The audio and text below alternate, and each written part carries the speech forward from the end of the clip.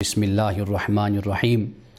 رسول اللہ صلی اللہ علیہ وسلم کی سیرت کے حوالے سے بات کی تھی کہ 9 رمضان رسول اللہ کی زندگی میں آئے تھے، اور ان 9 رمضان میں سے بمشکل 2 رمضان ایسے ہیں کہ جو آپ نے سکون کے ساتھ اور اطمینان کے ساتھ آپ نے مدینۃ المنورہ میں گزارے تھے۔ انہی 2 رمضانوں میں سے یعنی ایک رمضان تو آپ کی زندگی کا آخری رمضان ہے، 10 ہجری کا رمضان، جو آپ کے انتقال سے 6 ماہ پہلے آتا ہے۔ اس آخری سال کے رمضان میں رسول اللہ نے پورا مہینہ اعتکاف کیا تھا۔ کیوں؟ اس لیے کہ 8 اور 9 ہجری کا جو رمضان تھا اس میں آپ اعتکاف نہیں کر پائے تھے۔ تو اگر ہم دیکھتے ہیں تو بمشکل 2 رمضان ایسے ہمیں نظر آتے ہیں کہ جو رسول اللہ نے سکون اور اطمینان کے ساتھ مدینۃ المنورہ میں گزارے تھے۔ ان میں سے ایک رمضان ہے 7 ہجری کا رمضان، کہ جو رسول اللہ نے مدینۃ المنورہ میں سکون اور اطمینان کے ساتھ گزارا۔ اور ہمیں جو روایات ملتی ہیں اور جو آپ کے احکامات، تعلیم اور تربیت اکثر طور پر جو صحابہ سے روایت ہیں وہ اسی 7 ہجری کے حوالے سے ہیں۔ یعنی یہ پورا مہینہ رسول اللہ نے مدینہ میں گزارا، کیونکہ صلح حدیبیہ ہو چکی تھی، اس کی وجہ سے کافی سکون رہا، ایک امن کا وہ زمانہ تھا۔ تو اس عرصے میں رسول اللہ نے توجہ کی اپنے صحابہ کی تعلیم اور تربیت کی طرف، اور رمضان کی فضیلت، تلاوت، شب بیداری، تزکیہ نفس، اس حوالے سے آپ نے اپنے صحابہ کی رہنمائی فرمائی۔ تو اس لیے جو 7 ہجری میں رسول اللہ صلی اللہ علیہ وسلم نے خطبہ ارشاد فرمایا، میں یہ چاہتا ہوں کہ حضرت سلمان فارسی رضی اللہ تعالی عنہ سے یہ خطبہ روایت ہے، اور یہ اتنا سفیشینٹ اور اتنا کفایت کرنے والا خطبہ ہے کہ رمضان المبارک میں جو مسلمانوں نے امت مسلمہ نے جو اعمال کرنے ہیں، اور جن اعمال کو مسلمانوں کو چاہیے کہ وہ اپنی سر فہرست رکھیں، یعنی ٹاپ آف دا لسٹ رکھیں، وہ رسول اللہ نے اس خطبہ میں بیان کر دی ہیں۔ رمضان المبارک میں اور رمضان المبارک کے علاوہ، میں رمضان المبارک کے علاوہ اس لیے کہتا ہوں کہ کوئی عمل ایسا نہیں ہے کہ جو آپ نے رمضان میں کیا ہو اور باقی 11 مہینوں میں نہ کیا ہو۔ 11 مہینوں میں بھی کیا اور رمضان میں بھی کیا۔ فرق یہ تھا کہ رمضان المبارک میں اس کا اضافہ ہو جاتا تھا، یعنی انفاق فی سبیل اللہ، صدقات و خیرات کا، قرآن کی تلاوت کا، قیام اللیل کا، اور اس کے علاوہ دیگر جو نیک اعمال تھے ان میں اضافہ ہو جاتا تھا۔ لیکن 11 مہینے بھی کسی نہ کسی صورت میں، شکل میں وہ جاری رہتے تھے۔ اس لیے بزرگوں کا ایک قول میں یہ سنایا کرتا ہوں کہ بزرگوں سے جب یہ پوچھا جاتا تھا کہ رجب کا مہینہ افضل ہے یا شعبان کا، وہ کہتے تھے کہ شعبانی نہ بنو، ربانی بنو۔ یعنی اس بحث میں مت پڑو کہ کون سا مہینہ رجب کا افضل ہے یا شعبان کا افضل ہے، بلکہ ربانی بنو۔ کیوں؟ رسول اللہ صلی اللہ علیہ وسلم ربانی تھے۔ ربانی سے پھر آگے خود بزرگ فرماتے ہیں کہ ربانی سے مراد یہ ہے کہ رسول اللہ کوئی عمل بھی شروع کرتے تھے تو اس کو منقطع نہیں کرتے تھے۔ یعنی ایسا نہیں تھا کہ کوئی نیکی کا عمل رسول اللہ نے شروع کیا اور پھر بالکل 11 مہینے بھول گئے اور پھر 12ویں مہینے جا کر آپ نے اس کو کیا، ایسا نہیں تھا۔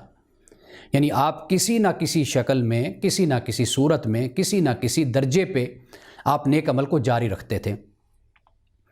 تو بزرگوں کا طریقہ بھی یہی رہا، اور ہمیں بھی اسی بات کی تلقین کی کہ ہم جو نیک عمل شروع کریں، جیسے اب رمضان المبارک کا مہینہ آ گیا، تو رمضان المبارک میں آپ دیکھیے کہ اب نماز بھی ہم پابندی سے پڑھیں گے، حالانکہ نماز تو فرض ہے، اور اسی طرح ہم تہجد کا بھی اہتمام کر لیں گے، نوافل کا بھی اہتمام کر لیں گے، یا تلاوت کا بھی اہتمام کر لیں گے، یا خرچ کرنے کا اہتمام کر لیں گے۔ لیکن جیسے رمضان جائے گا تو ہماری زندگیوں سے بالکل ہی ایسے لگتا ہے جیسے نیکی کا تصور ہی ختم ہو جاتا ہے۔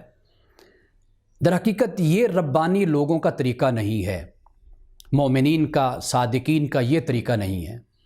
رسول اللہ صلی اللہ علیہ وسلم بھی ربانی تھے، یعنی ربانی کیسے تھے اس کی تشریح بزرگوں نے اس انداز میں کی کہ ربانی اس انداز میں کہ کسی نہ کسی درجے اور سطح پر نیکی کے عمل کو رسول اللہ جاری رکھا کرتے تھے۔ تو اس لیے یہ جو خطبہ ہے اس میں بنیادی باتوں کو بیان کر دیا گیا ہے، اور یہ ہمیں ضرور اپنے ذہن میں ان باتوں کو رکھنا چاہیے کہ کہیں نہ کہیں کسی نہ کسی جگہ پہ ہم ضرور یہ عمل کرتے ہوئے اپنی زندگی میں نظر آئیں۔ حضرت سلمان فارسی رضی اللہ تعالیٰ عنہ سے روایت عن سلمان الفارسی قال خطبنا رسول اللہ صلی اللہ علیہ وسلم آخری یوم من شعبان، کہ رسول اللہ نے شعبان کے آخری دنوں میں سے کسی دن آپ نے خطبہ ارشاد فرمایا۔ فقال، آپ نے فرمایا، یا ایھا الناس، اے لوگو، قد اظلکم شہر عظیم شہر مبارک، کہ تم پہ وہ مہینہ اب سایہ کرنے والا ہے کہ جو بڑی عظمتوں کا اور بڑی برکتوں والا مہینہ ہے۔ اور پھر کیا اس کی عظمت، کیا برکت ہے؟ فرمایا شہر فیہ لیلۃ خیر من الف شہر، اس مہینے میں ایک رات ایسی ہے کہ جو 1000 مہینوں سے بہتر رات ہے۔ اب 1000 مہینوں کی اگر آپ سالوں میں گنتی کریں تو تقریباً 83 سال یہ بن جاتے ہیں، 83 ایئرس، اتنی عظمت ہے اس کی۔ 83 ایئرس تو بہت کم لوگوں کی عمر ہوتی ہے، یعنی پاکستان میں جو ایوریج اس وقت جا رہی ہے تو 83 تو بہت ہی زیادہ عمر ہو جاتی ہے۔ لیکن آپ اندازہ کیجئے اگر ہماری زندگی 60 سال کی ہے، 70 کی ہے، تو 70 دفعہ اگر رمضان آتا ہے ہماری زندگی میں، اس میں سے ابتدائی رمضان نکال دیے جائیں جو ایک انسان کی ناسمجھی کا وقت ہوتا ہے، اگر اس کو نکال دیا جائے 70 سال کی عمر میں تو چلیں کم از کم 50 سال تو بن ہی جائیں گے۔ اور 50 سال کے رمضان، اور آپ خود اندازہ کر لیجئے کہ 83 سال کی ایک رات بن رہی ہے تو یہ کتنے 83 سال بن جائیں گے۔ اور یہاں پہ یہ بھی عرض کرتا چلوں کہ در حقیقت وقت وہی ہوتا ہے کہ جب انسان کی ہڈیوں میں، انسان کے جسم میں طاقت ہوتی ہے، وہی وقت اس کی عبادت کا، نیکی کا اور اچھے کاموں کا کرنے کا ہوتا ہے، اور وہی وقت اصل میں خوش بختی کا وقت بھی ہوتا ہے۔ تو جب انسان کا جسم بھی ساتھ دے اور انسان کا باطن بھی اس کا ساتھ دے، تزکیہ نفس بھی ہو اور انسان کو نیکی کے کاموں میں شغف اور شوق بھی ہو، یہ وہ وقت ہوتا ہے۔ اور یہ وقت جن لوگوں کو نصیب ہوتا ہے وہ در حقیقت اللہ کے دوست اور پھر اللہ کے ولی بن جاتے ہیں۔ تو رسول اللہ نے 1000 مہینوں سے بہتر رات آپ نے یہاں پر بیان کی، اور پھر آگے فرمایا جعل اللہ صیامہ فریدۃ، کہ اللہ تعالیٰ نے اس کے روزوں کو فرض کیا ہے، وقیام لیلہ تطوعا، اور اس کی راتوں میں جو جاگنا ہے اس کو اللہ تعالیٰ نے باعث اجر و ثواب قرار دیا ہے۔ من تقرب فیہ بخصلۃ من الخیر کان کمن ادی فریدۃ فیما سواہ، کہ فرمایا کہ جس نے اللہ تعالیٰ کے قرب کی خاطر اس مہینے میں کوئی نیکی کا کام کیا، وہ نیکی کہ جو نفل ہے، مستحب ہے، وہ نیکی کی، تو گویا کہ اس کی یہ نیکی، یہ نفل، یہ مستحب، یہ ایسے ہے کہ جیسے اس نے رمضان کے علاوہ باقی مہینوں اور دنوں میں فرض کو ادا کیا۔ یعنی رمضان المبارک کا نفل رمضان المبارک کے علاوہ جو فرض ادا کرتا ہے انسان، اس کے برابر اس کا اجر اور ثواب ہے۔ اور فرمایا ومن ادی فریدۃ فیہ کان کمن ادی 70 فریدۃ فیما سواہ، کہ جس نے اس مہینے میں فرض ادا کیا تو گویا کہ اس نے اس مہینے کے علاوہ 70 فرض ادا کیے، اس کے برابر رمضان کے ایک فرض کا ثواب اور اس کا اجر ہے۔ یہاں پر فریدہ فرمایا، اب اس فریدہ میں زکوٰۃ بھی آ جاتی ہے۔ جیسے کل مجھ سے یہ پوچھا گیا کہ لوگ رمضان میں زکوٰۃ دیتے ہیں، تو کیا رمضان میں زکوٰۃ دینا فرض ہے؟ نہیں، رمضان میں زکوٰۃ دینا فرض نہیں ہے، لیکن رمضان میں مومنین، مسلمین اس لیے زکوٰۃ دیتے ہیں جو فرض ان کا شعبان کا ہے، رجب کا ہے یا بعد میں آنے والا ہے، اس کو وہ رمضان میں اکٹھا کر کے رکھتے ہیں اور اس کو اپنے زکوٰۃ کو، اپنے فریضے کو ادا کر دیتے ہیں، تو اس کا اجر اور ثواب ہے۔ اور اسی طرح رسول اللہ نے آگے فرمایا وَهُوَ شَهْرُ الصَّبْرِ، یہ صبر کا مہینہ ہے، اور صبر کی جزا کیا ہے؟ وَالصَّبْرُ ثَوَابُهُ الْجَنَّةُ، اور صبر کی جزا جنت ہے۔ صبر ایسا نہیں ہے کہ انسان معمول کی زندگی گزارتا ہے تو وہ خیال کرے کہ جی میں بڑا صبر کر رہا ہوں، حالات اس کی مطابقت میں ہیں، موسم اس کے مطابق ہے، گھر کے حالات اس کے مزاج کے مطابق ہیں، باہر کے حالات بھی اس کی طبیعت اور مزاج کے عین مطابق ہیں، تو وہ بڑا صبر کر رہا ہے۔ صبر یہ نہیں ہے، صبر یہ ہے کہ خلاف مزاج ہو، خلاف طبیعت ہو، پھر انسان اس پر صبر اور اس پر خاموشی اختیار کرے۔ اور صبر کرنے کا واحد طریقہ یہ ہوتا ہے کہ انسان اپنی زبان کو کنٹرول کر لیتا ہے، خاموشی اختیار کر لیتا ہے۔ رسول اللہ نے اس لیے فرمایا من صامت نجا، جس نے خاموشی اختیار کی اس نے نجات پا لی۔ بلکہ ایک حدیث تو یہ ملتی ہے، اور یہ حدیث ایسی ہے کہ یہ ایک دوسرے کو سنانی چاہیے، کہ رسول اللہ نے یہ فرمایا کہ اگر تمہارا کسی کے ساتھ کوئی مسئلہ ہے، کوئی جھگڑا ہے، اور تم اس مسئلے میں، اس مشکل میں، اس تنازع میں تم حق پر ہو، سچ پر ہو، تو رسول اللہ نے فرمایا کہ اگر تم اس تنازع کو، اس جھگڑے کو تم لمبا نہیں کرتے، طول نہیں دیتے، اور تم حق پر ہونے کے باوجود بھی خاموشی اختیار کر جاتے ہو، تو رسول اللہ نے فرمایا کہ کل قیامت کے دن میں ایسے شخص کو اپنی ہمسائیگی جنت میں عطا کروں گا۔ یہ حدیث پاک ہے۔ دیکھیے، اختلاف اور تنازع یہ سکون کو برباد کر دیتا ہے۔ قرآن پاک نے یہ فرمایا نا کہ حج کے حوالے سے کہ فلا رفث ولا جدال ولا فسوق ولا جدال، کہ حج میں نہ رفث ہے، نہ جنسی باتیں، عشق کی باتیں ہیں، معاشقہ کی، اور نہ جدال ہے، جھگڑا ہے، نہ فسوق ہے، نہ نافرمانی ہے۔ اب جدال کیوں کہا کہ حج میں جدال نہیں ہونا چاہیے؟ اس لیے کہ جدال، جھگڑا در حقیقت انسان کے روحانی سکون کو تباہ کر دیتا ہے، انسان کے قلبی اطمینان کو ختم کر دیتا ہے۔ اب آپ دیکھ لیجئے، آپ سڑکوں پہ صورتحال کو دیکھ لیجئے، میڈیا پہ دیکھ لیجئے، تو اچھا ہے کہ ٹی وی نہ دیکھا جائے، کہ اگر ہم میڈیا لگا کر بیٹھ جاتے ہیں، ٹی وی لگا کے بیٹھتے ہیں، یا ہم اپنے سوشل میڈیا پہ یا موبائل پہ ہم یہ چیزیں دیکھتے رہتے ہیں، تو اس سے ہوتا کیا ہے؟ دلی سکون ختم ہوتا ہے، روزے کا مقصد فوت ہو جاتا ہے، اور روحانی اطمینان وہ ختم ہو جاتا ہے، اطمینان قلب ختم ہو جاتا ہے، آپ کا رجحان، آپ کی توجہ اور آپ کی کنسنٹریشن وہ تقسیم ہو جاتی ہے۔ تو اس لیے بہتر یہ ہے کہ رمضان المبارک کا یہ پہلا روزہ ہے، اس میں اللہ کی عبادت کریں، نماز کی طرف توجہ کریں، قرآن مجید کی تلاوت کریں، اور اپنے روزے کے مقصد کو حاصل کریں۔ تو جھگڑا روحانی سکون کا خاتمہ کر دیتا ہے۔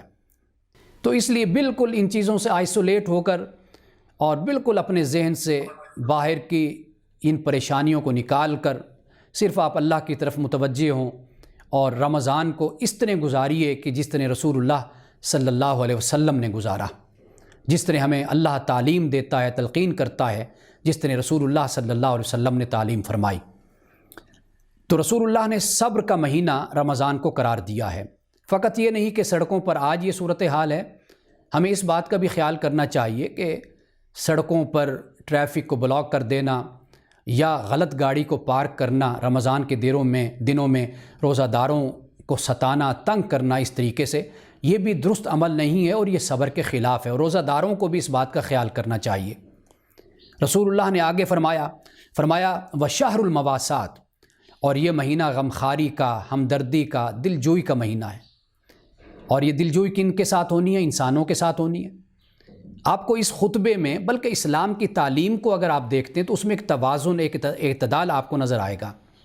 یعنی توازن اور اعتدال یہ ہے کہ ایک طرف اگر عبادت کی تلقین ہے، نماز کی تلقین ہے، تو ساتھ ہی زکوٰۃ کا بھی ذکر ہو گیا۔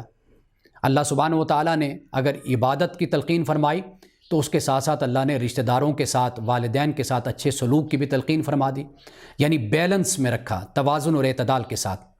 اور یہاں پر بھی رسول اللہ نے جہاں پہ عبادت کا اجر اور ثواب بیان کیا تو وہاں پہ شہر المواسات بھی اس کو فرمایا، غمخواری کا مہینہ۔ اب آپ دیکھ لیجئے کہ کتنی ایسی عبادات ہیں کہ جن میں مواسات کی ہمیں تلقین کی گئی، بلکہ اگر ہم سے روزے میں کوئی کمی بیشی رہ جاتی ہے، کفارہ ہو جاتا ہے، تو اس پر آپ دیکھیے کہ ہم نے کیا کرنا ہے، ہم نے 60 مسکینوں کو کھانا کھلانا ہے، یا تو 60 روزے رکھیں یا پھر 60 مسکینوں کو ہم کھانا کھلائیں۔ یعنی اگر ارادتاً جان بوجھ کر ہم روزہ توڑ دیتے ہیں، یہ تو گناہ کبیرہ ہے، اس میں کوئی شک نہیں، لیکن جب کفارہ دیں گے تو اللہ نے یہ نہیں فرمایا کہ تم نے اب کفارہ دینا ہے تو اتنی زیادہ نمازیں پڑھ لو یا نوافل پڑھ لو یا اتنے تم حج کر لو. نہیں، اللہ نے فرمایا کہ 60 مسکینوں کو کھانا کھلاؤ.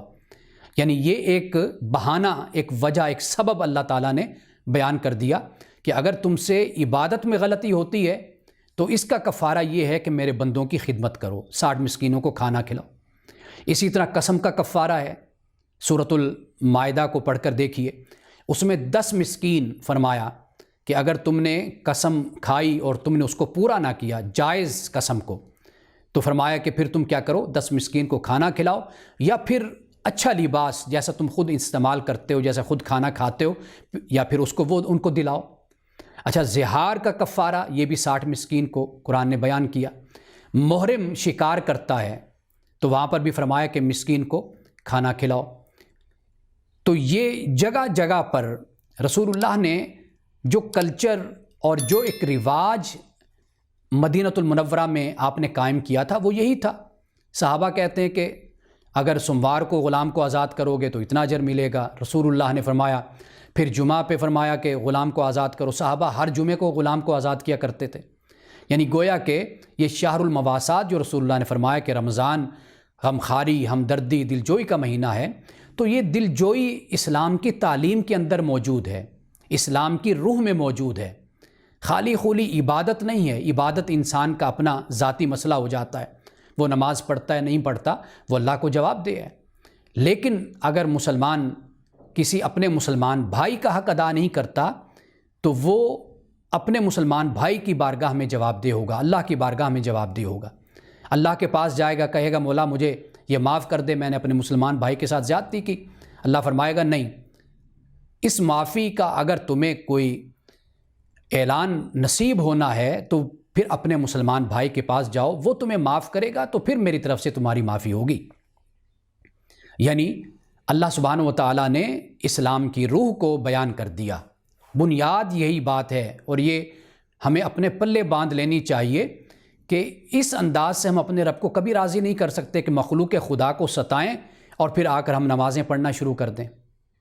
ہم مخلوق خدا کے لیے مسائل پیدا کریں اور پھر ہم روزے رکھ کر اللہ کو خوش کرنا شروع کر دیں. نہیں، یہ بلکہ عبادت ہی کے تصور، مقصد، فلسفہ اور اس کے غرض و غایت کے ہی خلاف ہے کہ ایک طرف مخلوق خدا کو ستایا جائے اور دوسری طرف پھر عبادات پہ زور دیا جائے.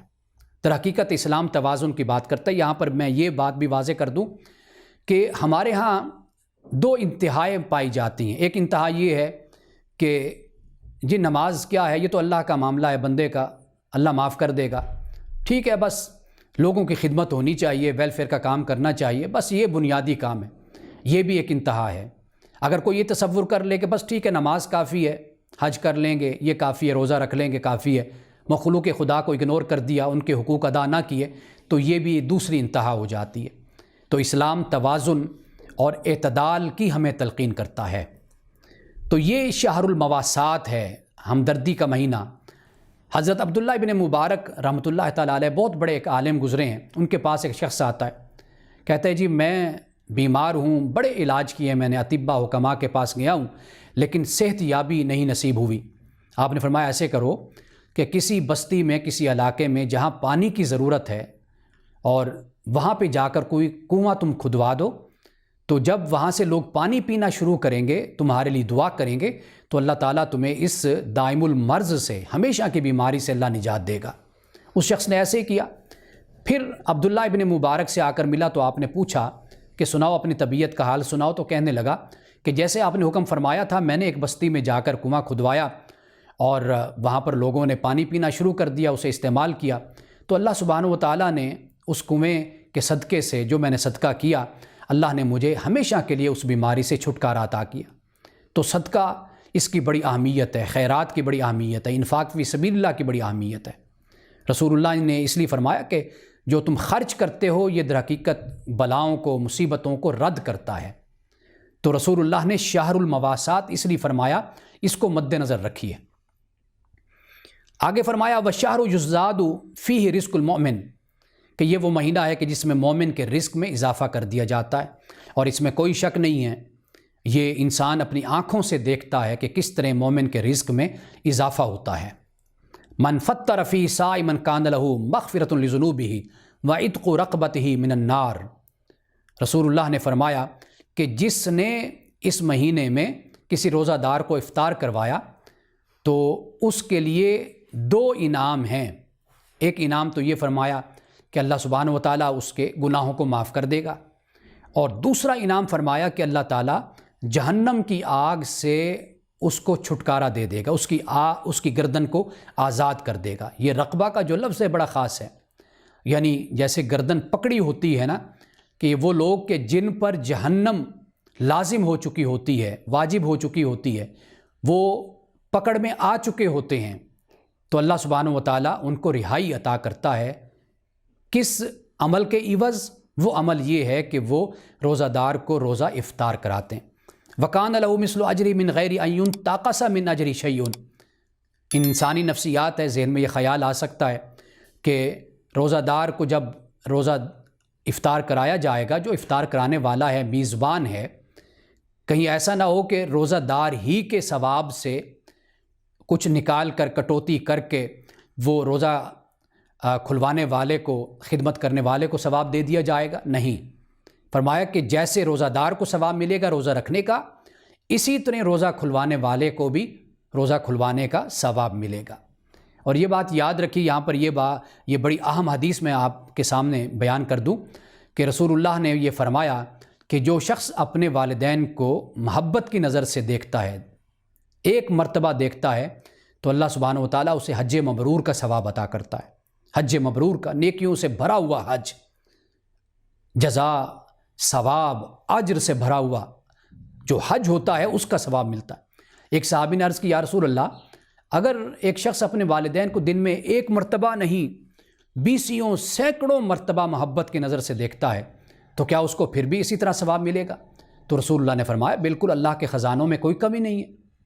اللہ جو جتنی مرتبہ اپنے والدین کو محبت کی نظر سے دیکھے گا، اللہ تعالیٰ اتنا ہی زیادہ اس کو حج مبرور کا اجر اور ثواب عطا کرے گا۔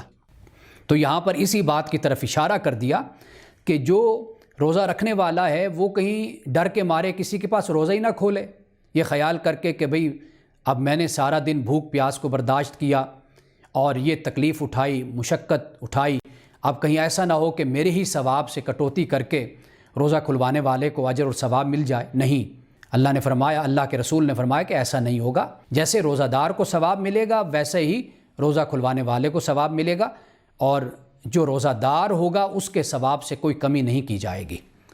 قلنا یا رسول اللہ، اب دیکھیے صحابہ کا سوال، عرض کرتے ہیں یا رسول اللہ لیس کلنا یجد ما یفطر بہ الصائم، کہ یا رسول اللہ ہر کسی کے پاس تو پھر ایسا بھرپور کھانا تو نہیں ہوتا نا، پرتکلف، کہ وہ ٹیبل پہ دسترخوان پہ بہت کچھ سجا کر روزہ دار کے سامنے رکھ دے۔ تو کہیں ایسا تو نہیں ہے کہ ایک غریب آدمی اگر روزہ کھلواتا ہے تو اس کو اس طرح ثواب اور اجر نہ ملے جس طرح ایک اس شخص کو ملتا ہے کہ جو دسترخوان کو سجا دیتا ہے اور روزہ دار کے لیے انواع و اقسام کی نعمتیں سامنے رکھ دیتا ہے۔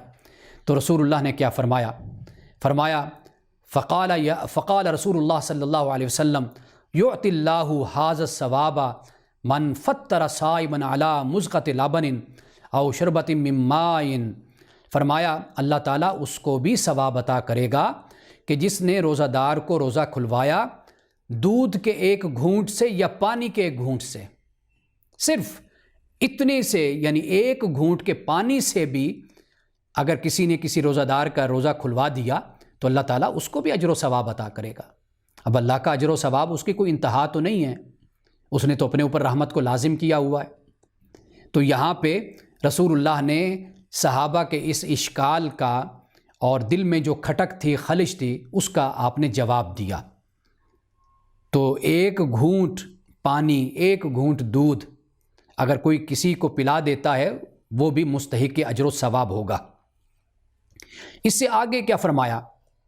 اب دیکھیے کہ جو روزہ دار کو پیٹ بھر کے کھلاتا ہے، خوشی سے کھلاتا ہے، کچھ لوگوں کو عادت ہوتی ہے، ان کا مزاج ہوتا ہے، ان کو گھر سے تربیت ملی ہوتی ہے کہ اگر ان کے ہاں کوئی مہمان آ جائے تو وہ کسی قسم کی کمی نہیں کرتے اور دل کھول کر ایسے لگتا ہے کہ ان کا بس نہیں چلتا کہ سب کچھ ہی مہمان پر قربان کر دیں۔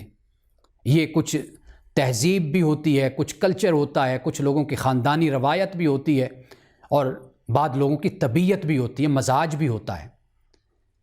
یہ میں آگے جا کر میں اس کو بیان بھی کروں گا۔ اب دیکھیے کہ رسول اللہ نے کیا فرمایا۔ فرمایا وَمَنْ أَشْبَعَ صَائِمًا سَقَاهُ اللَّهُ مِنْ حَوْضِي شَرْبَةً لَا يَظْمَأُ حَتَّى يَدْخُلَ الْجَنَّةَ۔ فرمایا کہ جو شخص روزہ دار کو پیٹ بھر کے کھلاتا ہے، پیٹ بھر کے پلاتا ہے، اس کی اچھی خاطر تواضع کرتا ہے، تو فرمایا کہ اللہ تعالیٰ قیامت کے دن اس کو میرے حوض سے پانی پلائے گا، اس کی پیاس اللہ تعالیٰ میرے حوض سے بجھائے گا۔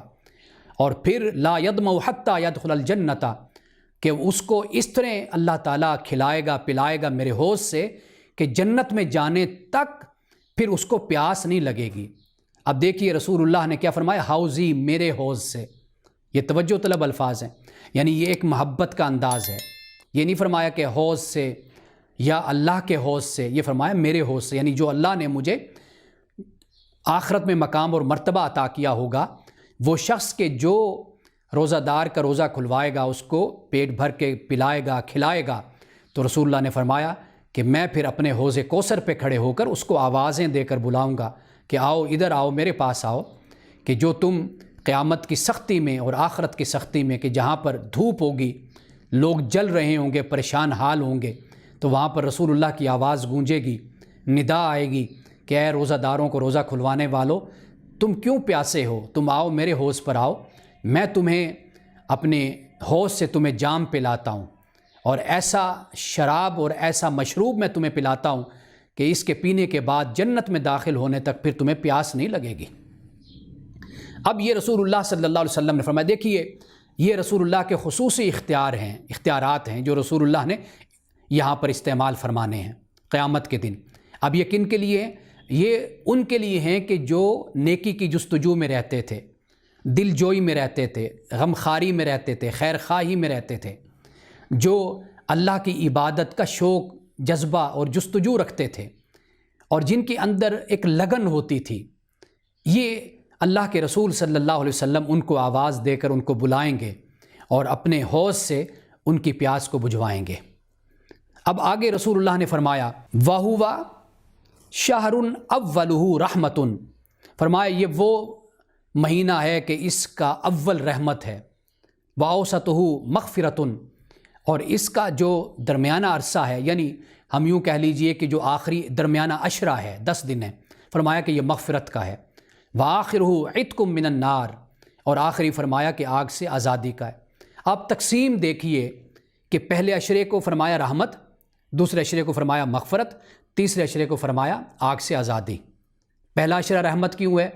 اس لیے کہ بندوں میں ذوق اور شوق پیدا ہو کہ اللہ تمہیں بلا رہا ہے، وہ رحیم و کریم ہے، اس کا پیغمبر بھی رحیم و کریم ہے، وہ بھی رؤوف الرحیم ہے، تمہیں آواز دے رہا ہے تم آؤ اللہ کی رحمت کی طرف آؤ، عبادت کرو۔ جب انسان مسلمان عبادت کرتا ہے، روزہ رکھتا ہے، حقوق العباد، حقوق اللہ کو ادا کرتا ہے، تو پہلے عشرے میں تیار ہو جاتا ہے۔ اب دوسرے عشرے میں جب وہ مستحق بن جاتا ہے، فرسٹ ڈیزرو دین ڈیزائر، جب وہ خود کو ثابت کر دیتا ہے، تو پھر دوسرے عشرے میں اللہ سبحانہ وتعالیٰ فرماتا ہے کہ اب میں نے تمہاری مغفرت کر دی۔ اور پھر جب دوسرا عشرہ بھی بندے کا عبادت میں، اللہ کی ریاضت میں اور فرما برداری میں اور اطاعت میں گزرتا ہے، تو پھر اللہ تعالیٰ وہ لوگ کہ جن پر جہنم واجب ہو چکی ہوتی ہے، لازم ہو چکی ہوتی ہے، اللہ تعالیٰ پھر آخری عشرے میں ان کے گریہ وزاری سے، آہوزاری سے، عبادت سے، دعاؤں سے، نمازوں سے، تلاوتوں سے، رجوع اللہ سے، انابت اللہ سے، توبہ سے، جب وہ اللہ کی بارگاہ میں آتے ہیں تو آخری عشرے میں اللہ سبحانہ وتعالیٰ پھر ان کے لیے جہنم سے آزادی کا اعلان کر دیتا ہے۔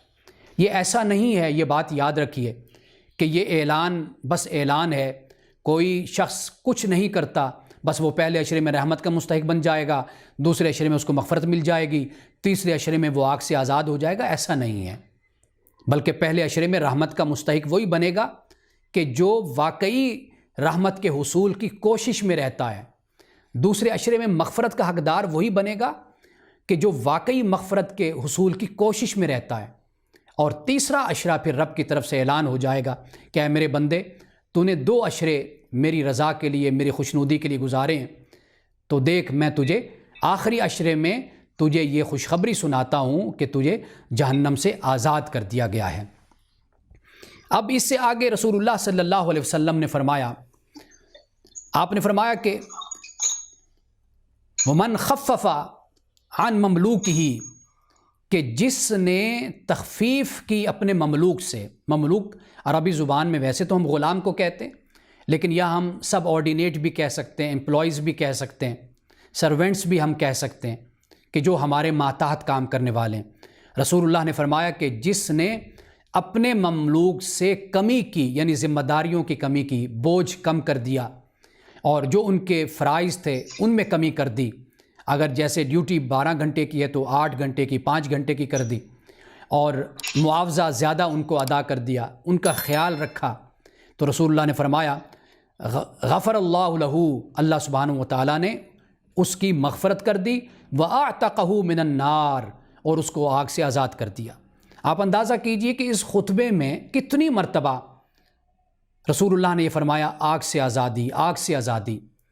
اب اس لیے یہ بات تو بنتی ہے نا کہ رسول اللہ نے جب ایک موقع پر، جب آپ نے اپنے منبر پر ایک قدم رکھا تو آپ نے کہا آمین، دوسرے پر رکھا آمین، تیسرے پر رکھا آمین، تو صحابہ نے عرض کی یا رسول اللہ آپ نے آمین کیوں کہا؟ تو رسول اللہ نے فرمایا کہ وہ جبریل نے یہ کہا کہ وہ شخص ہلاک ہوا کہ جس نے اپنے ماں باپ کو پایا اور پھر جنت کا حقدار نہ ٹھہرا۔ والدین کی خدمت سے جنت کا حقدار بن سکتا تھا، اللہ کی خوشنودی اور رضا کو حاصل کر سکتا تھا، اس نے ایسا نہیں کیا، تو جبریل نے کہا وہ شخص ہلاک ہوا، تو رسول اللہ نے کہا، میں نے کہا آمین۔ دوسری مرتبہ کہا کہ رمضان المبارک کا مہینہ نصیب ہوا اور پھر وہ شخص اپنی بخشش نہ کروا سکا، تو وہ شخص بھی ہلاک ہوا، ناکام و نامراد ہوا، تو میں نے کہا آمین۔ پھر جبریل نے کہا کہ جب آپ کا اس میں گرامی نامی لیا گیا اور پھر اس نے آپ پر درود نہ بھیجا تو وہ شخص بھی ہلاک و نامراد اور ناکام ہوا، تو آپ نے فرمایا آمین۔ یعنی اب آپ دیکھیے کہ رسول اللہ صلی اللہ علیہ وسلم کا یہ ایک خطبہ اتنا بھرپور خطبہ ہے کہ جو ہمیں صرف یہ نہیں ہے کہ ہمیں ایک گڈ نیوز دیتا ہے، ایک خوشخبری دیتا ہے، بلکہ ہمیں یہ بھی بتاتا ہے کہ دوڑو، بھاگو، جستجو کرو، ففروا الی اللہ۔ قرآن کہتا ہے اللہ کی طرف بھاگو، دوڑ کر خدا کی طرف آؤ، واستبقوا الخیرات، نیکی کے کاموں میں بڑھ چڑھ کر حصہ لو۔ یہ اس طرف ہمیں رمضان بلا رہا ہے۔ یہ ایسے ہے کہ جیسے آپ دیکھیے کہ ہمارے ہاں سیل لگتی ہے نا، بڑے جسے ہم کہتے ہیں برانڈ ہوتے ہیں، بدقسمتی سے آپ دیکھیے کہ جب یہ بڑے بڑے جو جسے ہم سٹورز کہتے ہیں وہاں پر آپ جائیں، جب وہ سیل لگاتے ہیں تو وہاں پر لوگ ٹوٹ کر وہاں پر جاتے ہیں، ایسے لائنیں لگی ہوتی ہیں، قطاریں لگی ہوتی ہیں، اور 5 سوٹ 10 سوٹ خریدے جا رہے ہیں۔ ایسے لگتا ہے کہ جیسے شاید آج کے بعد کپڑے نہیں ملیں گے یا دکانیں بند ہو جائیں گی۔ یہ لوگوں کا رویہ ہوتا ہے۔ یہ رویہ مسلمانوں کا، مومنین کا نیکی کے معاملے میں ہونا چاہیے، خاص طور پر رمضان میں۔ تو خوشخبری تو ہے یہ ہمارے لیے، لیکن اب اس خوشخبری کو اور اس موقع کو ہم نے اویل کرنا ہے، اس کو استعمال کرنا ہے۔ وہ ہم کس طرح کریں، وہ رسول اللہ صلی اللہ علیہ وسلم نے ہمیں بتا دیا۔ اور در حقیقت تیسری بات یہ ہے کہ جو لوگ غافل ہیں ان کو بھی جھنجھوڑا جا رہا ہے، خبردار کیا جا رہا ہے کہ یہ رمضان کا مہینہ آتا ہے۔ یہ رسول اللہ صلی اللہ علیہ وسلم کا ارشاد مجھے بہت ہی پسند ہے، اور یہ اتنی اچھی بات ہے کہ یاد کر لیجئے اس بات کو کہ رسول اللہ فرمایا کرتے تھے کہ ما تستقبلون ماذا یستقبلکم، کہ میرے صحابہ کہ تمہیں پتہ ہے کہ تم کس کا استقبال کر رہے ہو اور کون تمہارا استقبال کر رہا ہے، کس کا تم استقبال کر رہے ہو اور کون تمہارا استقبال کر رہا ہے۔ حضرت عمر رضی اللہ تعالیٰ عنہ نے عرض کی یا رسول اللہ کیا بات ہے، کوئی وحی اترنے والی ہے یا کوئی جنگ کا موقع آنے والا ہے کہ آپ یہ فرما رہے ہیں کہ تم کس کا استقبال کرنے والے ہو، کرتے ہو، کر رہے ہو، اور کون تمہارا استقبال کر رہا ہے؟ حضور نے فرمایا نہیں، نہ تو وحی اترنے والی ہے اور نہ جہاد کا وقت آنے والا ہے، بلکہ فرمایا رمضان آنے والا ہے۔ تو فرمایا کہ یعنی یہ ایک انداز ہوتا ہے نا کہ جیسے ہمارے گھر میں کوئی مہمان آتا ہے تو ہم کہتے ہیں تمہیں پتہ ہے آج کون آنے والا ہے ہمارے گھر میں، تو پھر ہم فخر سے بتاتے ہیں کہ فلاں شخص وہ ہمارے گھر میں آج آنے والا ہے۔ تو رسول اللہ نے اس طرح رمضان کی اہمیت کو بیان کیا، ماذا تستقبلون ما تستقبلون ماذا یستقبلکم، کہ تمہیں پتہ ہے کہ تم کس کا استقبال کرنے والے ہو اور کون تمہارا استقبال کرنے والا ہے۔ اب اس سے تو بات پتہ چل گئی کہ ہم تو استقبال کرنے والے ہو گئے، لیکن یہ جو فرمایا نا کہ ماذا یستقبلکم، تمہارا کون استقبال کرنے والا ہے، یہ بات ذرا پوشیدہ بات ہو جاتی ہے۔ ایک تو رمضان ہمیں سمجھ آتا ہے کہ رمضان ہمارا استقبال کرنے والا ہے، اور دوسری بات یہ بھی سمجھ آتی ہے کہ صرف رمضان استقبال نہیں کرنے والا بلکہ خدا استقبال کرنے والا ہے۔ روزہ رکھنے والوں کا استقبال اللہ تعالیٰ کرتا ہے، رات کو اٹھ کر تلاوت کرنے والوں کا استقبال اللہ کرتا ہے، اور پھر پیاس اور بھوک کو برداشت کرنے والوں کا استقبال اللہ کرتا ہے۔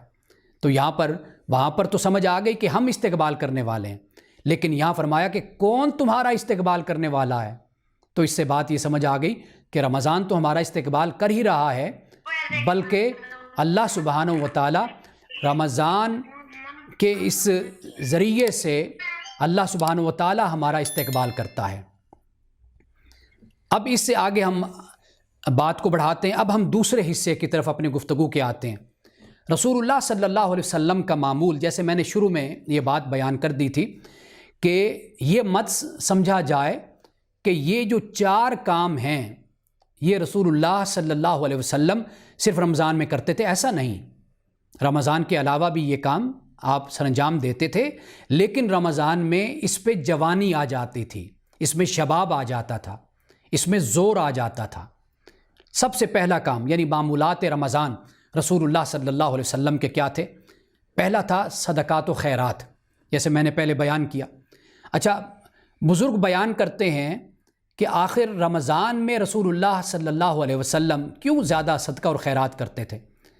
بیان یہ کرتے ہیں کہ فیضا لاقیہ جبریل علیہ السلام کانا رسول اللہ صلی اللہ علیہ وسلم اجود بالخیر من الریح المرسلہ، کہ کیونکہ رسول اللہ صلی اللہ علیہ وسلم سے جبریل رمضان المبارک میں بہت زیادہ ملاقات کرتے تھے، یعنی باقی 11 مہینوں میں اتنی ملاقات نہیں ہوتی تھی جتنی رمضان میں ملاقات کے لیے آتے تھے۔ تو جب جبریل آتے تو واضح بات ہے اللہ کا پیغام لے کر آتے تھے، قرآن کی تلاوت ہوتی تھی، قرآن کا دور ہوتا تھا۔ جبریل کا آنا تو رسول اللہ جبریل کے آنے کی خوشی میں اتنا زیادہ خرچ کرتے تھے اور اتنا تیز خرچ کرتے تھے کہ تیز ہوا بھی رسول اللہ کے خرچ کرنے کا مقابلہ نہیں کر سکتی تھی۔ تو رسول اللہ خوش ہو کر کرتے تھے نا۔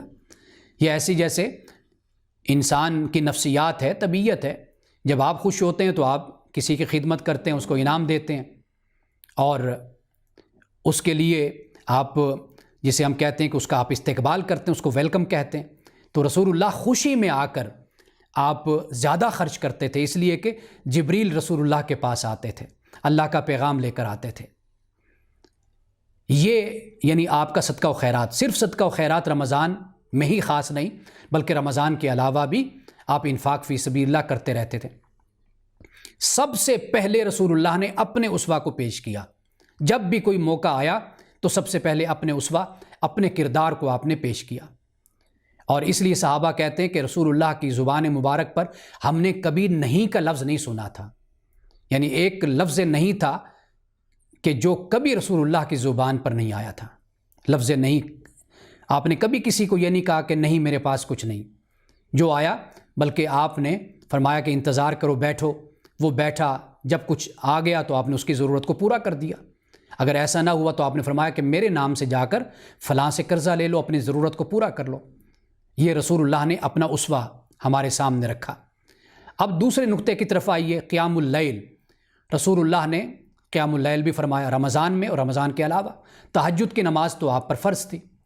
سورۃ المزمل میں اللہ سبحانہ و تعالیٰ نے یہ فرمایا ان ناشئۃ اللیل ہی اشد وطئا واقوم قیلا، کہ یہ جو رات کا جاگنا ہے نا، یہ ایک تو نفس کو پامال کرتا ہے اور انسان سوچنے کی طرف آتا ہے، یعنی قلبی توجہ انسان کو رات کے وقت نصیب ہوتی ہے، اور پھر فہم کلام میں بھی انسان تیز ہو جاتا ہے۔ آپ آدھی رات کو اٹھیں جب ہر طرف سکون اور اطمینان ہوتا ہے، آپ اٹھیں، تہجد کی نماز پڑھیں، آپ مسائل پر غور و خوض کریں۔ فقہا، ائمہ تہجد کی نماز تو پڑھتے تھے لیکن مسائل شریعہ پر غور و خوض بھی کرتے تھے۔ یہ بڑا خاص وقت ہوتا ہے، اور آج بھی اللہ کے نیک بندے اسی وقت میں اٹھتے ہیں اور لکھتے ہیں، پڑھتے ہیں۔ یہ بڑا خاص ایک وقت ہے، اور تراویح بھی در حقیقت اسی کا حصہ ہے، یعنی رسول اللہ صلی اللہ علیہ وسلم نے جو قیام اللیل فرمایا وہ اسی کا حصہ ہے۔ آپ نے اپنے صحابہ سے کیا فرمایا؟ آپ نے فرمایا کہ علیکم بقیام اللیل، اے میرے صحابہ رات کے جاگنے کو لازم کر لو۔ کیوں؟ اس لیے کہ تم سے پہلے جو صالحین تھے وہ بھی رات کو جاگا کرتے تھے، وہ بھی عبادت کیا کرتے تھے، یعنی یہ صالحین کا عمل ہے۔ اور ایک اور مقام پر حضور نے فرمایا کہ اشراف امتی حملۃ القرآن و اصحاب اللیل، فرمایا کہ میری امت میں جو اشرافیہ ہے، ایک اشرافیہ تو ہم مراد لیتے ہیں نا اپنے معاشرے کے حساب سے، لیکن ایک اشرافیہ دین کا، روحانیت کا بھی ہوتا ہے، یعنی اس سے مراد معزز لوگ، برگزیدہ لوگ، محترم لوگ۔ فرمایا میری امت کے برگزیدہ اور محترم لوگ وہ ہیں جو قرآن کو اٹھانے والے ہیں، حامل قرآن ہیں، اور جو رات والے ہیں، رات کو جاگنے والے ہیں۔ حضرت عبداللہ ابن سلام یہ بیان کرتے ہیں، آپ فرماتے ہیں کہ جب رسول اللہ مدینے میں تشریف لائے پہلی مرتبہ تو لوگ دوڑے آپ کی طرف، آپ کی زیارت کو، تو کہتے ہیں کہ میں بھی حاضر ہوا، تو سب سے پہلا جملہ جو میرے کانوں میں پڑا رسول اللہ کا، آپ نے فرمایا کہ لوگوں آپس میں سلام کو رواج دو، افشوا السلام، سلام کو پھیلاؤ، سلامتی کی بات کی۔ یہ ہے first impression is the last impression, یہ پہلا پیغام ہے اسلام کا۔ دوسری بات فرمایا اطعموا الطعام، کھانا کھلاؤ، سلام پھیلاؤ اور کھانا کھلاؤ۔ تیسری بات فرمائی، حضرت عبداللہ ابن سلام فرماتے ہیں کہ حضور نے فرمایا صلہ رحمی کرو۔ چوتھی بات فرمایا رات کو جب لوگ سو جاتے ہیں نا، تم اٹھ کر نماز پڑھا کرو، چاہے کچھ دیر کے لیے پڑھو۔ آخر میں کیا فرمایا اگر تم یہ 4 کام کرو گے اللہ تعالیٰ سلامتی کے ساتھ تمہیں جنت میں داخل کر دے گا۔ رسول اللہ کا یہ عمل، انبیاء کا یہ عمل، صحابہ کا عمل، تابعین کا عمل، تبع تابعین کا عمل، بزرگوں کا، علماء کا، فقہا کا، ائمہ کا، آج بھی امت کے صالحین اور صالحات کا یہی عمل ہے کہ وہ رات کو کچھ دیر کے لیے صحیح جاگتے ضرور ہیں۔ اور آپ کو معلوم ہے کہ میں اکثر طور پر تہجد کی بات کرتا ہوں، میں کہتا ہوں کہ وہ ہمیں کرنا چاہیے جس کی تعلیم اللہ نے دی اور اللہ کے رسول نے جو ہمیں کر کے دکھایا، وہ زیادہ باعث اجر و ثواب ہے۔ وہ نوافل، وہ تسبیحات، وہ وظائف کہ جو ہمیں مستند احادیث سے نہیں ملتی، ہمیں قرآن سے نہیں ملتے، جن کی تعلیم اور تلقین، تو اس سے بہتر، کہیں بہتر یہ ہے کہ ہم وہ وظیفہ پڑھیں، ہم وہ تسبیح کریں، ہم وہ نماز پڑھیں جو رسول اللہ صلی اللہ علیہ وسلم نے پڑھی، اس کی تلقین فرمائی۔ اب یہ دوسرا نقطہ میں نے آپ کے سامنے رکھا، یہ میں مختصر بات کر رہا ہوں، ورنہ ہر موضوع اپنی جگہ ایک پورا موضوع ہے۔ اور اس کے علاوہ تیسری بات وہ صیام رمضان ہے، رمضان کا روزہ ہے۔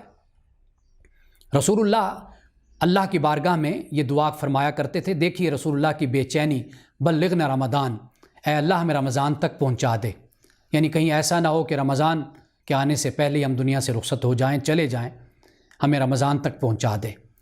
یہ ایسے ہی ہے کہ جیسے ہم جب سفر شروع کرتے ہیں تو منزل تک پہنچنے کے لیے ہمارے دل میں 100 وسوسے بھی اٹھتے رہتے ہیں، اور خاص طور پر اس شہر اور اس منزل میں جہاں پر ہمارے پیارے رہتے ہیں، ہمارے دوست، ہمارے محبوب رہتے ہیں، ہم بڑی بے چینی کے ساتھ جلدی ان کے ہاں پہنچنا چاہتے ہیں۔ تو رسول اللہ کا یہی انداز تھا رمضان کے حوالے سے کہ بلغنا رمضان، اے اللہ ہمیں رمضان تک پہنچا دے۔ اللہ کا ہم ایک بار نہیں لاکھ کروڑ مرتبہ شکر ادا کریں کہ اللہ نے ہمیں رمضان تک پہنچا دیا ہے۔ اور پھر اس کے بعد رسول اللہ روزے کی کثرت تو فرماتے تھے، یعنی رمضان کے علاوہ بھی، مثلا پیر کا روزہ فرماتے کہ یہ میری پیدائش کا دن ہے تو میں اللہ کا شکر ادا کرتا ہوں۔ پھر ایام بیت کے روزے 13، 14، 15 کے روزے وہ رسول اللہ رکھتے تھے، جمعہ کا روزہ بھی رکھ لیتے تھے۔ شعبان تو تقریباً اکثر چند دن چھوڑ کر، صرف اس لیے چھوڑتے کہ تاکہ رمضان علیحدہ معلوم ہو جائے کہ یہ فرض روزے ہیں، تو شعبان تقریباً آپ روزے رکھتے تھے۔ تو اس طرح رسول اللہ صلی اللہ علیہ وسلم کا طریقہ یہی تھا، آپ اپنے ازواج کے پاس جب صبح کے وقت جاتے، پوچھتے کچھ کھانے کے لیے ہے، تو وہ عرض کرتی ہیں یا رسول اللہ کچھ بھی نہیں ہے کھانے کے لیے، تو فرماتے چلو آج پھر ہم روزے سے ہیں۔ تو اس طرح رسول اللہ روزہ رکھتے تھے۔ سحری کی رسول اللہ نے تلقین فرمایا کہ تسحروا فإن فی السحور برکۃ، کہ سحری کیا کرو اس لیے کہ سحری میں برکت ہے۔ السحور کلہ برکۃ فلا تدعوہ، فرمایا کہ سحری پوری کی پوری برکت ہے، اس کو کبھی نہ چھوڑو۔ اور اس کا اجر اور ثواب کیا ہے؟ فرمایا کہ فإن اللہ وملائکتہ یصلون علی المستحرین، فرمایا کہ سحری کرنے والوں پر اللہ اور اس کے ملائکہ رحمتیں بھیجتے ہیں۔ یہ رسول اللہ نے سحری کی برکت اور سحری کرنے کی تلقین ہمیں فرما دی۔ اور یہ بھی فرمایا، دیکھیے کتنا صحیح آپ کی ایک ججمنٹ آپ اسے کہہ لیجیے، آپ کے آبزرویشن ہے، کتنی ایگزیکٹ بات ہے جو آپ فرماتے ہیں۔ استعینوا بطعام السحر علی صیام النہار، فرمایا کہ سحری کے کھانے سے مدد لو سارے دن کے روزے پر، اور وبقیلولۃ النہار علی قیام اللیل، اور دن کے قیلولہ سے تم مدد لو رات کے قیام پر۔ یعنی اگر سحری کر لو گے تو تمہیں روزہ محسوس زیادہ نہیں ہوگا، بھوک و پیاس نہیں لگے گی۔ جب بھوک اور پیاس نہیں لگے گی پھر عبادت کرنے کا مزہ بھی آئے گا، نماز بھی توجہ سے پڑھو گے، تلاوت بھی کرو گے، نکاہت اور کمزوری بھی محسوس نہیں ہوگی۔ اور پھر اسی طرح اگر دن کے وقت تھوڑا سا قیلولہ کر لو گے، آرام کر لو گے، تو اس کا فائدہ یہ ہوگا کہ رات کو تم کچھ وقت کے لیے عبادت بھی کر سکتے ہو، جاگ بھی سکتے ہو۔ یہ رسول اللہ نے فرمایا۔ اور افطار میں رسول اللہ نے فرمایا کہ اجلت کرو، یعنی جیسے قرآن نے کہا، جیسے میں نے کل آپ کو بتایا کہ ثم اتموا الصیام الی اللیل، رات تک روزے کو پورا کرو، تمام کرو، جیسے غروب آفتاب ہو۔ احادیث میں آتا ہے رسول اللہ کے ہاتھ میں کھجور ہوتی تھی، جیسے ہی سورج غروب ہوتا رسول اللہ کھجور تناول فرمایا کرتے تھے۔ دعا بعد میں کرتے تھے، پہلے روزہ افطار کرتے تھے۔ ہمارے ہاں یہ بھی ایک غلط تصور موجود ہے کہ ہم پہلے لمبی لمبی دعائیں کریں گے، اور خاص طور پر جہاں پر افطار پارٹی ہوتی ہے تو وہاں پر جو صاحب دعا کروا رہے ہوتے ہیں ادھر سے اعلان ہو جاتا ہے، اذانیں شروع ہو جاتی ہیں، ابھی دعا چل رہی ہے۔ نہیں، یہ نہیں عمل۔ رسول اللہ کا طریقہ یہ ہے کہ بے شک ایک کھجور لے لو، ایک گھونٹ لے لو، روزہ افطار کر لو، پھر اس کے بعد دعا کر لو۔ تو رسول اللہ کا طریقہ یہ ہے۔ تو فرمایا کہ افطار میں تاخیر نہیں کرنی، وقت پر افطار کرو۔ اور پھر ایک بات فرمایا، یہودیوں کا طریقہ تھا کہ وہ سحری بھی نہیں کرتے تھے اور پھر آسمان پہ ستاروں کو دیکھتے تھے، جب ستارے نظر آتے تو پھر افطار کیا کرتے تھے۔ تو آپ نے فرمایا نہیں، یہودیوں کے طریقے پر مت چلو۔ اور میں یہ بات عرض کرتا چلوں کہ یہودیوں کا طریقہ ظاہر کا طریقہ تھا، بس انہوں نے ظاہری رسومات کو اختیار کر رکھا تھا، دین کے باطن اور دین کی روح کو اختیار نہیں کرتے تھے۔ یہ سب سے بڑا مسئلہ تھا ان کا، اس لیے رسول اللہ نے فرمایا کہ ان کی پیروی نہیں کرنی۔ تو ایسا نہیں ہے کہ بہت سے معاملات ایسے ہیں کہ جو ہم یہودیوں کے انداز میں اختیار کر لیتے ہیں، تو اس کے اختیار کرنے میں کوئی حرج نہیں ہے۔ جیسے لباس کا معاملہ ہے، جیسے انسان کے طعام کا معاملہ ہے، اٹھنے بیٹھنے کے بہت سے معاملات ہیں کہ اگر وہ یہودی کرتے ہیں ہم بھی ویسا کر لیتے ہیں تو اس میں کوئی حرج نہیں ہے۔ اصل چیز یہ دیکھنے والی ہے کہ جو ان کے اندر خرابیاں پیدا ہو گئی تھیں وہ ہمارے اندر خرابیاں پیدا نہیں ہونی چاہیے، ہمیں اصل میں اس کی تلقین کی گئی ہے۔ اب یہ ارشاد تو آپ حضرات بھی جانتے ہیں کہ من صام رمضان ایمانا واحتسابا غفر له ما تقدم من ذنبه، رسول اللہ نے فرمایا کہ جس نے رمضان میں روزہ رکھا ایمان اور احتساب کے لیے تو اس کے اللہ سبحانہ و تعالیٰ جو گناہ ہیں گزشتہ اللہ تعالیٰ وہ معاف کر دے گا۔ اب آخری نقطہ وہ ہے قرآن کی تلاوت۔ قرآن رمضان میں نازل ہوا، شہر رمضان الذی انزل فیہ القرآن، تہجد کا ذکر بھی قرآن مجید میں موجود ہے، اور یہ قرآن کی تلاوت ہے جو رسول اللہ فرماتے تھے، اور کئی صحابہ رسول اللہ کی زبان سے قرآن کی تلاوت سن کر مسلمان ہوئے تھے۔ حضرت حذیفہ کے ایک غلام تھے، آزاد کردہ غلام حضرت سالم، بہت بڑے عالم گزرے ہیں اور صحابی بھی تھے۔ حضرت عائشہ صدیقہ رضی اللہ تعالی عنہا ان کی تلاوت سن کر ان کے گھر کے پاس دیوار کے ساتھ کھڑی ہو گئی اور تلاوت سننے لگی۔ آپ کو بڑا لطف آیا، مزہ آیا، وہ اتنی اچھی تلاوت کر رہے تھے۔ تو رسول اللہ بھی موجود تھے تو آپ بھی وہاں پر ساتھ کھڑے ہو گئے، تو حضرت عائشہ کے ساتھ آپ بھی حضرت سالم کے تلاوت کو سننے لگے، اور جب تلاوت ان کی ہو گئی تو رسول اللہ کے چہرے پر مسکراہٹ تھی اور خوشی کا اظہار تھا، مسرت کا۔ آپ نے فرمایا کہ اللہ کا کتنا بڑا احسان ہے، اللہ کا شکر ہے کہ اللہ نے میری امت میں ایسے سالم جیسے لوگ پیدا کیے کہ جو اتنی خوبصورت آواز میں میرے قرآن کی، اللہ کے کلام کی تلاوت کرتے ہیں۔ تو رسول اللہ خود قرآن کی تلاوت کرتے تھے۔ حضرت عمر فاروق بیان کرتے کہ میں رات کے وقت کہیں سے آ رہا تھا تو رسول اللہ کعبۃ اللہ کے سائے میں بیٹھے قرآن کی تلاوت کر رہے تھے۔ فلا اقسم بما تبصرون وما لا تبصرون انہ لقول رسول کریم، یہ تلاوت فرما رہے تھے۔ فرماتے ہیں کہ جیسے میرے ذہن میں ایک اعتراض پیدا ہوتا، رسول اللہ اسی آیت کی تلاوت کرتے کہ جس آیت میں میرے اس اعتراض کا جواب ہوتا تھا۔ تو حضرت عمر نے اسلام قبول کیا دوسرے مرحلے پر جا کر۔ یہ پھر ایک تفصیلی واقعہ ہے۔ قرآن نے خود اس بات کو بیان کیا، وقال الذین لا تسمعوا لہذا القرآن والغوا فیہ، کہ یہ کافر لوگ کہتے ہیں جب قرآن پڑھا جائے نا تو سنا نہ کرو بلکہ شور شرابہ کیا کرو، لعلکم تغلبون، شاید اس طرح تم غلبہ پالو، یعنی اوچھے ہتھ کنڈوں سے تم اسلام کی آواز کو دبا لو، لوگ قرآن کو نہ سنیں۔ بے شمار لوگ مسلمان ہوئے، مثلا رسول اللہ مسجد نبوی میں صبح کی نماز کا وقت ہے، قرآن کی تلاوت کر رہے ہیں۔ ایک غیر مسلم کافر گزرتا ہے، حالانکہ کانوں میں اس نے کپاس دی ہوئی ہے، لیکن آہستہ آہستہ کپاس کو نکالتا ہے، تھوڑی سی آواز پڑتی ہے، پھر اس کا جی چاہتا ہے میں مزید سنوں۔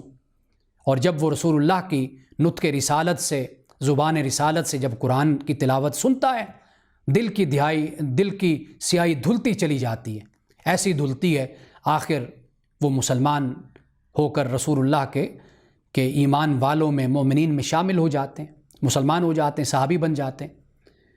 تو یہ قرآن کی تلاوت ہے کہ رسول اللہ تہجد میں قرآن کی کتنی تلاوت کرتے تھے۔ آپ اس سے اندازہ کیجئے کہ سورۃ البقرہ کی تلاوت فرما دیتے تھے، 2.5 پاروں کی سورت ہے یہ، آپ اس کی تلاوت کر دیتے تہجد میں۔ تو یہ رسول اللہ کا طریقہ تھا۔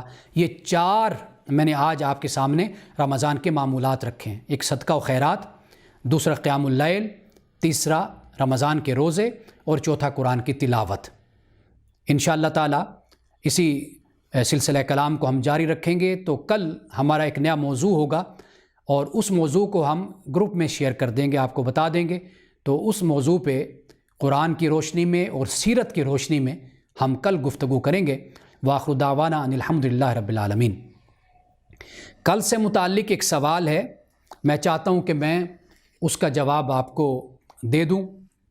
وہ سوال یہ ہے کہ میں نے عرض کیا تھا کہ جب اذان ہو تو اسی وقت ہی یعنی کھانا پینا چھوڑ دینا چاہیے، یعنی یہ انداز نہیں اختیار کرنا چاہیے کہ جی اذانیں ہو رہی ہیں، ابھی ادھر سے آواز آئی، ابھی ادھر سے آواز آئی، ابھی ٹیلی ویژن پہ اذان ہو رہی ہے تو کھاتے رہو۔ نہیں، ایسا نہیں ہے۔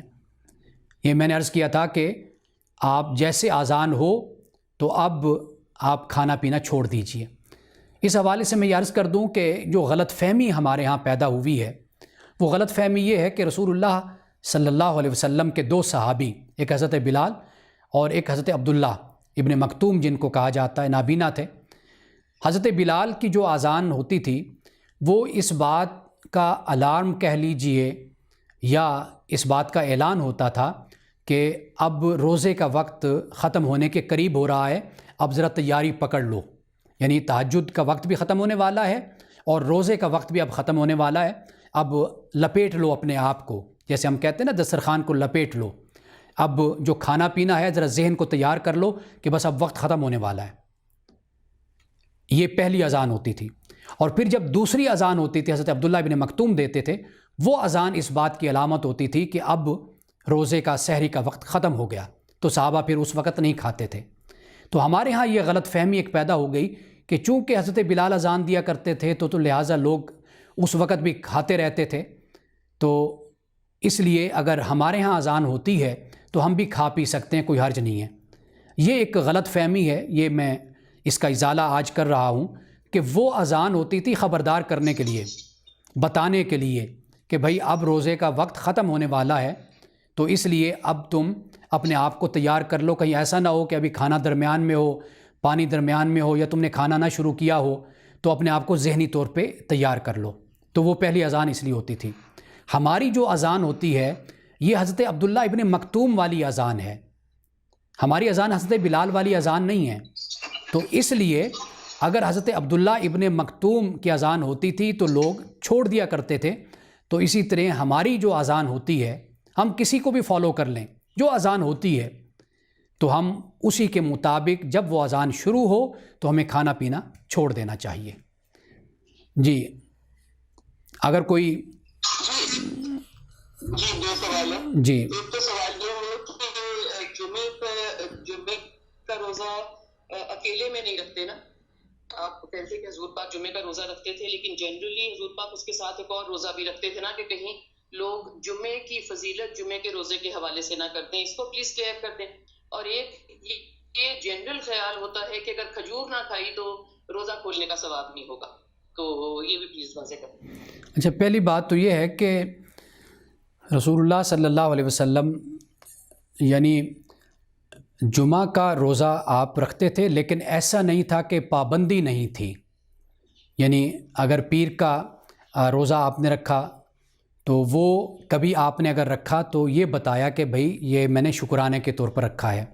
اگر آپ نے کبھی جمعے کا روزہ رکھا تو یہ بتا دیا کہ جمعہ جو ہے ایام کا سردار ہے، سید الایام ہے، برکتوں والا دن ہے۔ کیوں؟ اس لیے کہ اس میں اجتماع منعقد ہوتا ہے، مسلمان اکٹھے ہوتے ہیں، نماز پڑھتے ہیں، تو اس لیے آپ نے فرمایا۔ اور ساتھ اگر دوسرے دن کو جوڑنا اگر مقصود ہوتا ہے تو وہ بتانا یہی مقصود ہوتا ہے کہ یہ سارے دن اللہ کے دن ہیں۔ یعنی کہیں ایسا نہ ہو کہ کوئی اس غلط فہمی کا شکار ہو جائے کہ شاید یہ ہم پر لازم ہے یا ہم پر ضروری ہے یا صرف یہی دن ہے، ایسا نہیں ہے۔ تو رسول اللہ صلی اللہ علیہ وسلم جیسے مثال کے طور پر تراویح کی نماز ہے، ایک دو تین دن آپ تشریف لائے مسجد نبوی میں، پھر اس کے بعد آپ نہیں آئے، تو تاکہ کہیں ایسا نہ ہو کہ اگر میں پابندی کے ساتھ آؤں تو مسلمان اس کو اپنے اوپر لازم نہ کر لیں، یا یہ لازم نہ ہو جائے کہ بھئی یہ بھی ہم نے پڑھنی ہے اور یہ فرض ہے۔ اور اسی طرح یہ جمعے کا روزہ ہے، یہ بھی اسی نقطہ نظر سے اور اس طریقے سے اس کو سمجھنا چاہیے۔ اور دوسری بات بھی اسی سے ہی متعلق آپ کر لیجئے، اور وہ ہے کھجور کا۔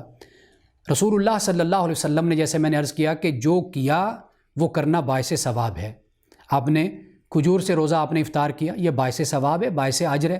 لیکن ایسا نہیں ہے کہ اگر آپ کسی اور چیز سے روزہ افطار کرتے ہیں تو کوئی آپ کے ثواب میں کمی ہو جائے گی، ایسا نہیں ہے۔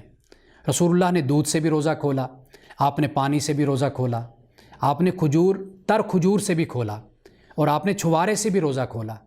تو جو چیز آپ کو میسر آئی آسانی سے، آپ نے اس سے روزہ افطار فرمایا۔ لیکن ہمارے ہاں طریقہ یہی ہے کہ رسول اللہ نے جو کیا اور جس طرح آپ نے روزہ افطار کیا یا آپ نے سحری کی، ہم اس عمل کو سنت خیال کر کے باعث اجر و ثواب سمجھتے ہیں، تو اس لیے ہم اس کو اختیار کرتے ہیں۔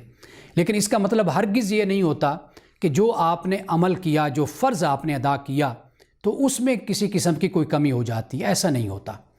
آپ یوں سمجھ لیجئے کہ عمارت موجود ہو، اب اس کی آپ ڈیکوریشن کرتے ہیں، آپ اس کو بیوٹیفائی کرتے ہیں، ڈیکوریٹ کرتے ہیں، وہ ایک اضافی چیز ہو جاتی ہے۔ لیکن بنیادی چیز کیا ہے؟ وہ ہے عمارت کا موجود ہونا۔ تو عمارت کیا ہے؟ وہ فرض ہے، وہ آپ نے ادا کر دیا۔ باقی وہ آپ کی محنت ہے، نوافل ہیں، مستحبات ہیں اور بڑے نیکی کے کام ہیں، ان کی کوئی حد نہیں ہے۔